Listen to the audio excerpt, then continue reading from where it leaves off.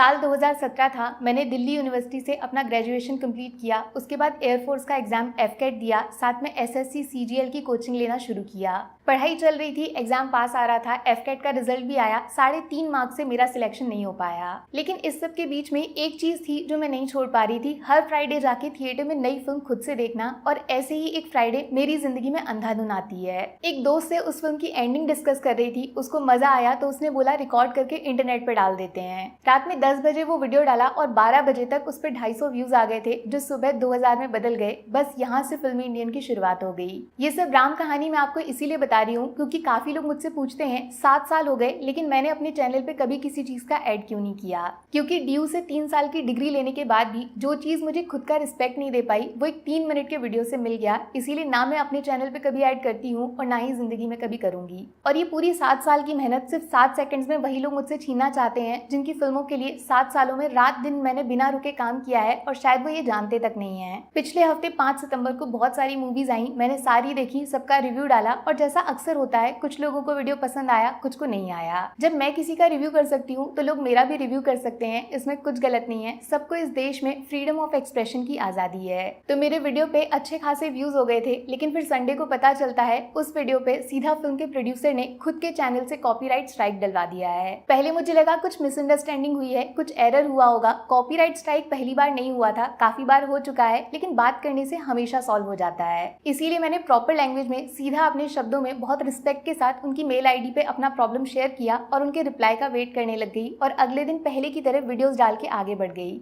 मेरे मेल का रिप्लाई तो नहीं आया, लेकिन फिर कुछ ऐसा हुआ जो अगर मैं आपको नहीं बताऊंगी तो शायद सबसे बड़ी बेईमानी मेरी पब्लिक के साथ होगी, जिसको 7 साल मैंने मेहनत करके अपने दम पे इकट्ठा किया है। एक साथ 3 और स्ट्राइक मेरे चैनल पे सेम उसी प्रोड्यूसर ने डाल दी और ये सारे नए वीडियोस नहीं थे, 6-6 महीने पुराने वीडियोस को ढूंढकर उन पे स्ट्राइक डाली गई। अब यूट्यूब की पॉलिसी ये है, अगर 3 बार आपके चैनल पे स्ट्राइक आ जाती है तो तुरंत आपका चैनल वहीं पे डिलीट कर दिया जाएगा। इसीलिए इनको लगा होगा ये तो डर जाएगी, चुपचाप अपने चैनल को बचाने के लिए भीख मांगेगी, फिर ये अपनी कुछ शर्त रखेंगे जो मुझे माननी पड़ेगी। लेकिन ड्यू से 3 साल की डिग्री और 7 साल बिना किसी ऐड, बिना किसी प्रमोशन मैंने चैनल पे काम इसीलिए नहीं किया कि किसी के सामने सच बोलने के बाद भी जाके हाथ फैलाने पड़े। अब मैं आपके सामने एक्सपोज करूंगी ये पूरा रैकेट कैसे चलाया जाता है। बहुत सालों पहले न्यूज़पेपर में नई फिल्मों के रिव्यूज आते थे, फिर उनको खरीद लिया गया। फिर सोशल मीडिया आया तो ऑनलाइन लिखकर रिव्यूज डाले जाने लगे। आप यकीन नहीं करोगे, बिना फिल्म रिलीज हुए इनको पहले ही रिव्यूज लिख के दिए जाते थे, ये वही डाल देते थे। लेकिन फिर जैसे ही यूट्यूब पर नॉर्मल लोग अपना चैनल बना के फिल्मों के बारे में बोलने लग गए, पहले इनको लगा क्या ही फर्क पड़ेगा, कौन इन लोगों पे ध्यान देगा।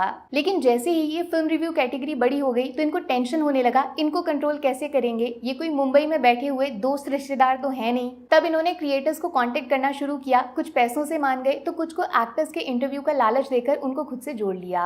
मेरे पास भी ऑफर आया था, मैं नाम नहीं लूंगी, शायद बॉलीवुड का सबसे बड़ा प्रोडक्शन हाउस है, दूसरा ओटीटी का एक बहुत बड़ा प्लेटफॉर्म है, लेकिन मैंने आज तक किसी को रिप्लाई नहीं किया, सिर्फ अपने काम से काम रखा। तो मेरे जैसे लोगों के लिए इन्होंने रास्ता ढूंढा है कॉपीराइट स्ट्राइक्स का। रीजन बताते हैं, मैंने वीडियो में इनकी फिल्म का फोटो यूज किया है। नाम में ही कॉपी और राइट है, किसी चीज को कॉपी करके खुद को उसका मालिक बताना, ये होता है कॉपीराइट। भैया तुम्हारी फिल्म तुमको मुबारक, ये कोई नहीं बोल रहा कि वो फिल्म मैंने बनाई है और ना ही तुम्हारी पूरी की पूरी फिल्म मैंने अपने चैनल पे डाल दी है। किसी चीज के बारे में कमेंट्री करने के लिए, उसके बारे में रिव्यूज देने के लिए उसका फोटो यूज किया गया तो वो फेयर यूज में आता है, उससे फिल्म का बॉक्स ऑफिस कलेक्शन मेरे अकाउंट में नहीं चला जाएगा।